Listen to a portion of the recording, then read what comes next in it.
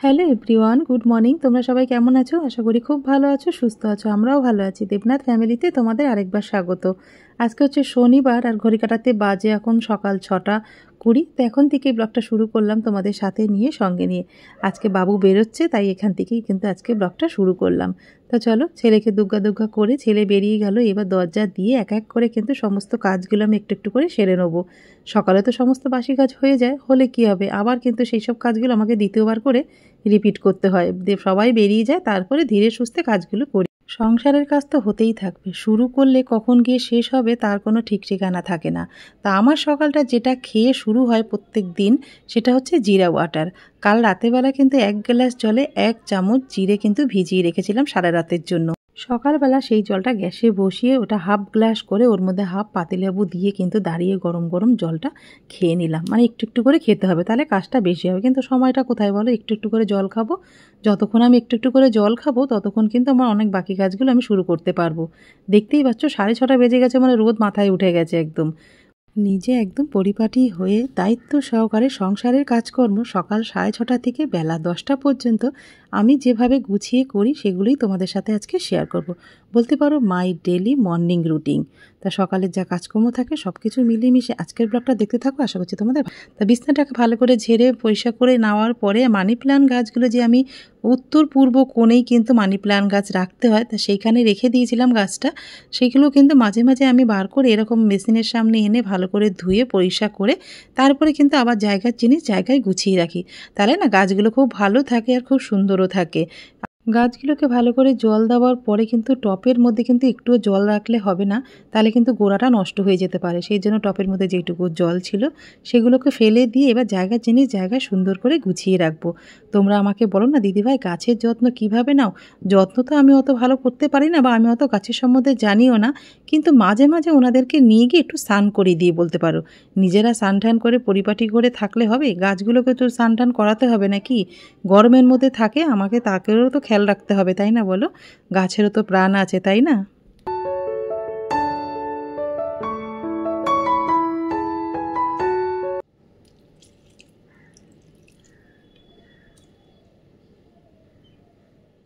সকাল সকাল গাছের যতটুকু যত্ন নেওয়া ততটুকু কিন্তু আমার নেওয়া হয়ে গেছে। তাদেরকে স্নান করানো, তাদের জল দেওয়া, এবার কিন্তু বাকি কাজগুলোও কিন্তু আমার একটু একটু করে সেরে নিতে হবে। কালকে সিলেদাস থেকে যেই ব্যাগটা নিয়েছিলাম, তোমরা কিন্তু অনেকেই কমেন্ট করে বলেছো দিদি খুব ভালো হয়েছে ব্যাগটা। আরেকটাও নিতাম জানো তো, ব্যাগ কিন্তু ভালো কিছু পছন্দ হয়নি বলে আর নিলাম না। দেবনাথবাবু তো ভীষণ জোর করছিল যে আরেকটা পার্স নিয়ে নাও। আমি বললাম না, আরও কিছু আসুক, পুজোর সময় পুজোর মুখে মুখে গিয়ে তখন নিতে হবে, তাহলে ভালো কোনো কানেকশন পেয়ে যাব। জুতোটাও নেওয়ার ইচ্ছা ছিল, কালকে জুতোটাও নেওয়া হয়নি ওখান থেকে। শোকেসের ভেতরে যে জিনিসপত্রগুলো রয়েছে সেগুলো বার করে না পরিষ্কার করতে হবে। তোমাদেরকে দেখাচ্ছি কতটা ময়লা হয়েছে ভেতরটায়।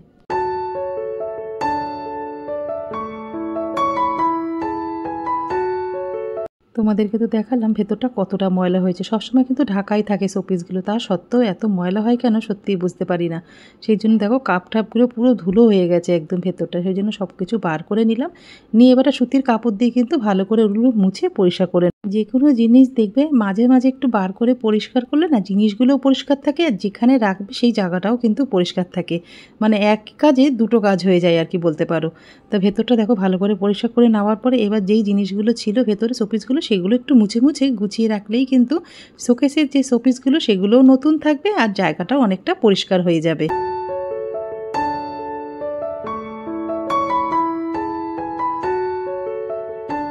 শোকেসের ভেতর থেকে কাপ প্লেট আর শোপিসগুলো বার করেছিলাম, সেগুলো মুছিয়ে নিয়ে এবার জায়গার জিনিস জায়গায় গুছিয়ে রাখলেই কিন্তু হয়ে যাবে ভেতরটা পরিষ্কার। এবার ওপরটা কিন্তু ভালো করে ঝেড়ে মুছে পরিষ্কার করে নিতে হবে।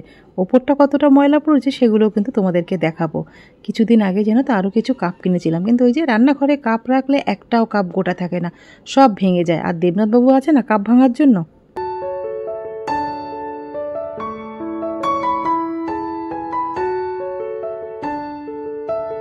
সকালে যখন ঘুম থেকে উঠি 10 মিনিট কিন্তু আমি খাটের মধ্যে বসেই থাকি, বসে বসে ভাবতে থাকি আজকে কোন কোন কাজগুলো করা যায়। তো কাজগুলো করব কি তার আগে ভেবে ভেবেই অর্ধেক মাথা খারাপ হয়ে যায় যে এই কাজগুলো এখন যদি শুরু করি কখন গিয়ে শেষ করব, তারপরে পুজো দেওয়া রয়েছে, রান্না বান্না রয়েছে, সবটাই একা হাতে পারবো তো করতে। কাজের আগেই না মানুষ দেখবে ভয় পেয়ে যায়, ওই জন্য কোনো কাজ না আমরা সাহস করে করতেই পারি না। কিন্তু সাহস করে যদি একবার কাজগুলো শুরু করি না, দেখবে তার মধ্যে যে কতটা আনন্দ আছে সেটা না বলে বোঝানো যায় না। ওই দেখো না, সকালবেলা শুরু করেছি, এখন কিন্তু প্রায় 7:30 8টা বেজে গেছে, কাজ কিন্তু আমি করেই যাচ্ছি। শোকেসের বাইরেটাও পরিষ্কার হয়ে গেছে আর ভেতরটা তো পরিষ্কার হয়েছেই, কিন্তু ওপরটা তো এখনও পরিষ্কার হয়নি। তোমাদেরকে দেখাই ওপরটা কতটা ময়লা পড়েছে। স্যামের হেয়ার ফল হয় তো, আর তার সাথে ড্যান্ড্রফ রয়েছে, সব কিছু মিলে একদম আঠালো একটা ময়লা পড়ে গেছে বলতে পারো। তা শোপিসগুলো তো দেখার হাল নেই ওপরে, তোমাদেরকে আর দেখালাম না।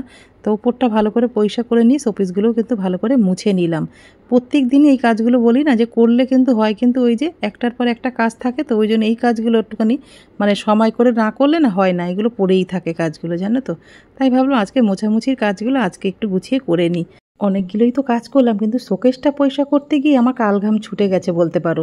অনেকটা সময় লাগলো জানো তো, মানে একটা জিনিস পরিষ্কার করতে যে এতটা সময় লাগবে সত্যি ভাবতে পারিনি। আর যেটা রেখে দিচ্ছি মনে করছে আরেকটু পেছনটা মুছে নিই, সাইডটা মুছে নিই, এরম করতে করতে সময়টা লেগে গেল। তা সেদিনকে গড়িয়াহাট থেকে যে কাছের জিনিসপত্রগুলো নিয়েছি সেগুলো শোকেসের মধ্যেই পড়েছিল। তাই ভাবলাম আজকের রান্নাঘরের সামনে যে ডিনার সেটগুলো রাখি না, সেই জায়গাটা একটু ফাঁকা করে নিয়েছি। সেই জায়গার মধ্যে ভাবছি এগুলো একটু গুছিয়ে সাজিয়ে রাখি, তাহলে দেখতে বেশ ভালো লাগবে। আর দেবনাথবাবুকে কিন্তু বলেছি যে আমাকে কিন্তু রান্নাঘরে একটা বড় জায়গা করে দিতে হবে, যেখানে আমি সমস্ত কাচের বাসনগুলো গুছিয়ে রাখতে পারি। এমনিতেই আমাদের ফ্ল্যাটে কিছু কাজও বাকি রয়েছে, সেই কাজগুলো কিন্তু আমাদের একটু একটু করে নিতে হবে। প্রথম দিকে যখন আমরা ফ্ল্যাটে ঢুকেছিলাম সেই সময় কাজগুলো হয়নি, বুঝতেই তো পারছো, ফ্ল্যাট নেওয়া তারপর সমস্ত কাজ করা একার পক্ষে সম্ভব হয় না, ওই জন্য কাজগুলো একটু সেই সময় হয়ে ওঠেনি।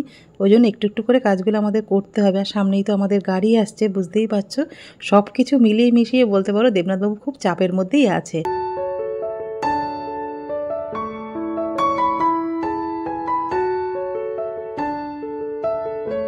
কাচের জিনিসগুলো যেদিন থেকে কিনে নিয়েছি সেদিন থেকে শুধু একটা কথাই ভাবছিলাম, কিনে তো আনলাম, কোথায় রাখবো, জায়গা তো নেই রাখার মতন।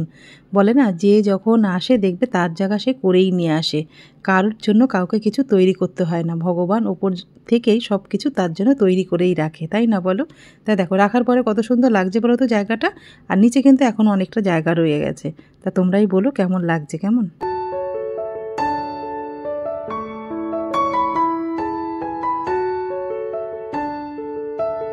ঘরের সমস্ত জিনিস মোছামুছি করতে গিয়ে ঘরটা কিন্তু অনেকটাই নোংরা হয়ে গেছে। সকালে তো ঘর ঝাড় দেওয়া, ঘর মোছা হয়েই যায়, কিন্তু এখন যদি ঘরটা ঝাড় দিয়ে পরিষ্কার না করি না, তাহলে কিন্তু একদমই হাঁটাচলা করতে পারবো না।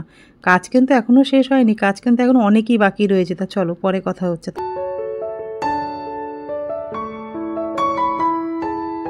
যখন গ্রামের বাড়ি ছেড়ে আমরা এখানে আসি বাঘাযতীনে, তখন না ভেতরে ভেতরে একটু ভয়ও পেয়েছিলাম জানো তো, যে নতুন জায়গায় যাচ্ছি, নতুন পরিবেশ, নতুন মানুষজন, আমি ঠিকঠাক করে ওখানে একা থাকতে পারবো। তার সবচেয়ে বড় কথা কী বলো তো, সারাটা দিন কিন্তু আমাকে একাই থাকতে হবে।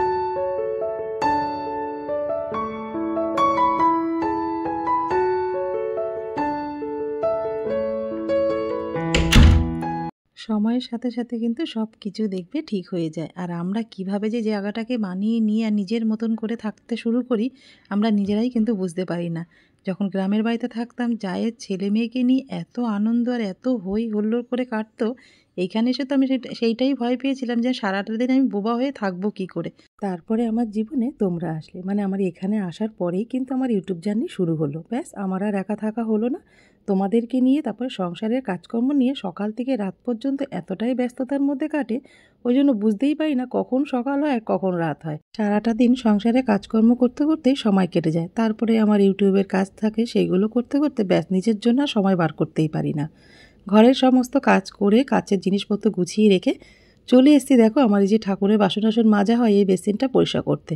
আর যেখানে ব্রাশ থাকে, ব্রাশের সব কিছু জিনিসপত্র থাকে, হ্যান্ডওয়াশ থাকে, সেই জায়গাটা তো তোমাদের দেখালাম কতটা ময়লা হয়ে গেছে। ব্রাশ, কলগেট, হ্যান্ডওয়াশ রাখার জায়গাটা ভালো করে পরিষ্কার করে নিয়ে তারপর আয়নাটাও কিন্তু ভালো করে মুছে পরিষ্কার করে নিলাম। এবার যা জিনিসপত্রগুলো রয়েছে, ব্রাশ, কলগেট, হ্যান্ডওয়াশ, ওগুলো একটু ভালো করে জলে ধুয়ে পরিষ্কার করে তারপরে রাখলাম। জায়গাটা পরিষ্কার করলাম, সেই জিনিসগুলো তো পরিষ্কার করতে হবে, তাই না।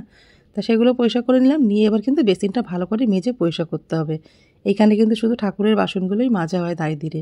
আর যখন বড় বাসন কিছু ঠাকুরের মাজতে হয়, তখন কিন্তু ছাদে গিয়েই বসে মাজি। কেন বড় বাসন এখানে মাজার মতন একদমই জায়গা নেই, ছোট হয়ে গেছে না বেসিনটা। বেসিনটা একটু চেঞ্জ করবো, তোমার বললাম না অনেকগুলো কাজই কিন্তু আমাদের বাকি রয়েছে, সেগুলো একটু একটু করে করতে হবে। তা দেখো মোটামুটি একটু পরিষ্কার করে নিয়েছি।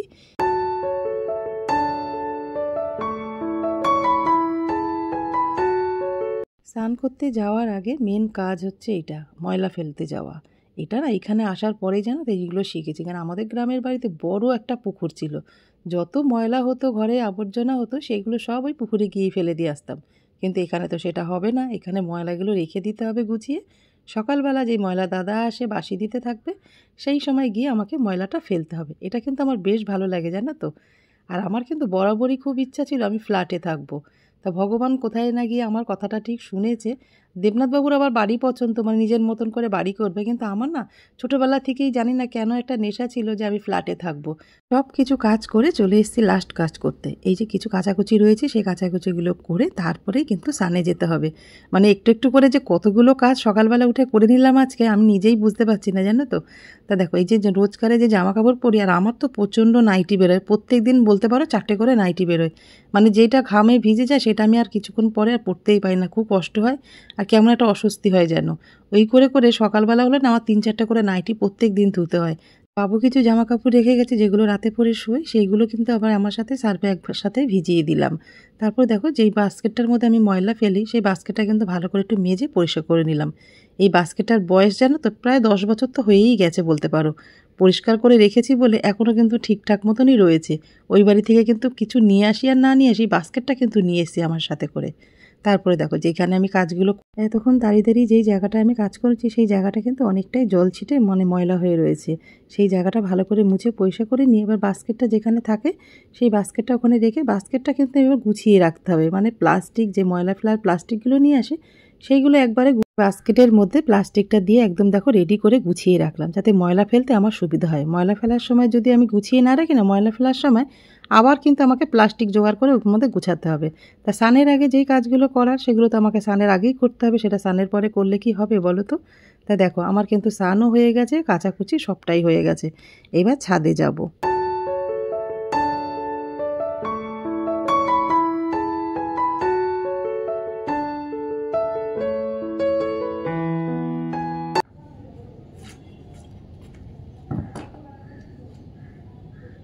ছাদে আসার আগেই কিন্তু একচুট বৃষ্টি হয়ে গেল। এখন দেখছি এসে বেশ রোদ উঠেছে। এই রোদের মধ্যে জামাকাপড়গুলো দিয়ে তাড়াতাড়ি করে শুকাতে হবে। আবার এসে এক সময় দেখে যেতে হবে জামাকাপড়গুলো শুকিয়েছে কি শুকায়নি, কেন বৃষ্টি তো থেকেই বৃষ্টিটা আসছে জানো তো। বর্ষার সময় সবচেয়ে বড় কাজ হচ্ছে জামাকাপড় শুকিয়ে ঘরে নেওয়া। তা দেখো ঘরের কাজ করতে করতে আমাকে কিন্তু চোখ কানটা খুলেও রাখতে হয়, কেন বলো তো। ওই বৃষ্টি বারে বারে আসে না, সেই আওয়াজটাও তো শুনতে হবে, নাকি চোখে দেখতে হবে, আওয়াজটাও শুনতে হবে। না হলে শুকনো জামাকাপড় কখন ভিজে পড়ে থাকবে তার কোনো ঠিক ঠিকানা নেই। সারাদিন ঘরে ওই স্যাঁতস্যাঁতে গন্ধ সারা ঘরে ঘুরে বেড়াবে। তা দেখো আমার এদিকে কিন্তু বর্ষার জল পেয়ে গাছগুলো কিন্তু খুব সুন্দর বড় হয়েছে। জবা ফুল গাছে কিন্তু করি না, ফুলও হয়েছিল, ফুল দিয়ে কিন্তু ঠাকুরকে পুজোও দেওয়া হয়ে গেছে। আর খুব সুন্দর কিন্তু আজকে দেখলাম করিও হয়েছে। সকালে জামা কাপড় মেলতে যখনই ছাদে আসি একবার করে গাছের সাথে একটু কথা বলেও যাই। আর এসে যখন দেখি তারা খুব ভালো রয়েছে, সুস্থ রয়েছে, মনটার ভেতরে না একটা অন্যরকম আনন্দ হয় জানো তো, যে না তাদেরকে লাগিয়েছি, তারা খুব ভালোভাবেই আছে। কিন্তু ওই যে মাঝে মাঝে এত রোদ হয় না, তখন ওই গাছের পাতাগুলো না একদম পুড়ে কালো হয়ে যায় বলতে পারো। তো শিউলি ফুলের গাছটাই ওরম হয়েছিল, মনটা এত খারাপ লাগতো যে শিউলি ফুলের গাছটা কি আর বাড়বে না, সামনেই দুর্গাপুজো আসছে, একটু যদি শিউলি ফুল ফোটে, এখন দেরি আছে শিউলি ফুল ফুটতে, সেই জায়গা মতন এখনও পৌঁছায়নি। তা জামা কাপড় মেলে চলে এসেছি কিন্তু আমার ঠাকুর ঘরে, ঠাকুর পুজো দেওয়া হয়ে গেছে। আর জানো তো বৃষ্টি হচ্ছে, ঘরে একটা স্যাঁতস্যাঁতে ভাব রয়েছে, ওই জন্য সেটাকে দূর করার জন্য আমি কিন্তু আজকে শনিবারে একটুখানি ধুনো আর একটু কর্পূরও জ্বালিয়ে দিলাম। এবার সারা ঘর বাড়িতে একটু ধুনো কর্পূরের গন্ধ যখন করবে, তখন ওই স্যাঁতস্যাঁতে গন্ধ একদম দূর হয়ে পালাবে, আর ঘরেই থাকবে না। সকাল থেকে আজকে অনেক কাজকর্ম করেই কিন্তু সকালটা কাটলো। তা কাজ করতে করতে একটু তো কষ্ট হয়েছেই, সেই কষ্টটা দূর করার জন্য আর মাইন্ডটা ফ্রেশ করার জন্য আমি একটুখানি কর্পূর জ্বালিয়ে দিয়েছি। কর্পূরের গন্ধ যখনই নাক থেকে আমাদের শরীরে প্রবেশ করবে, অটোমেটিকই কিন্তু একটা শরীরের মধ্যে এনার্জি আসবে আর একটা পজিটিভ ফিল করতে পারবো। ওই জন্য আমি কর্পূরটা সকালবেলা কিন্তু জ্বালিয়ে দিই। বৃহস্পতিবার, শনিবার, মঙ্গলবার সন্ধ্যাবেলা এইগুলো কিন্তু আমি একটু জ্বালাই আর কি বলতে পারো। এতে আমার খুব ভালো লাগে আর ঘরের পরিবেশটা একটু অন্যরকমও হয়ে যায়।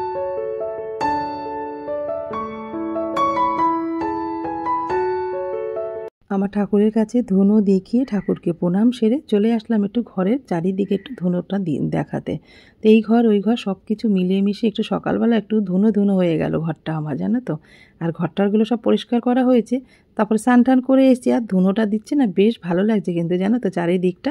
এবার একটু জানলা টালাগুলো খুলে দিলাম, কেন অনেকটাই ধোয়া হয়ে গেছে, অনেকটা ধুনো দিয়েছিলাম তো সেই জন্য।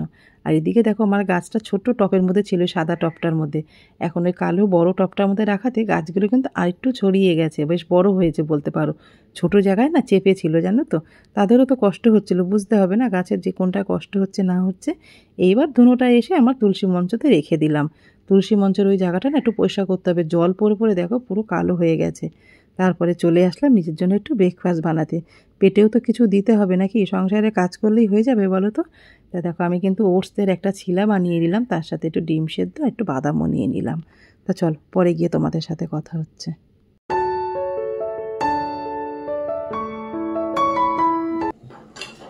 এই যে নিজের জন্য একটু ব্রেকফাস্ট বানিয়ে নিলাম, ওটস আর একটু একটা গাজরের হাফ গাজর, পেঁয়াজ, কাঁচা লঙ্কা, একটু নুন দিয়ে একটা গোলা রুটি বা ছিলা টাইপের বলতে পারো, এটা ওটস দিয়ে বানিয়ে নিয়েছি। ওটস কিন্তু 2 চামচ দিয়েছি, আর একটা ডিম সেদ্ধ, আর 4টে মতন আমন্ড বাদাম।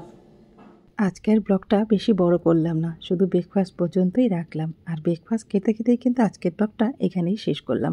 যদি তোমাদের আজকের ব্লগটা কিছু ভালো লেগে থাকে, লাইক কমেন্ট শেয়ার করো। আমার চ্যানেল নতুন হলে অবশ্যই কিন্তু তোমরা সাবস্ক্রাইব করো।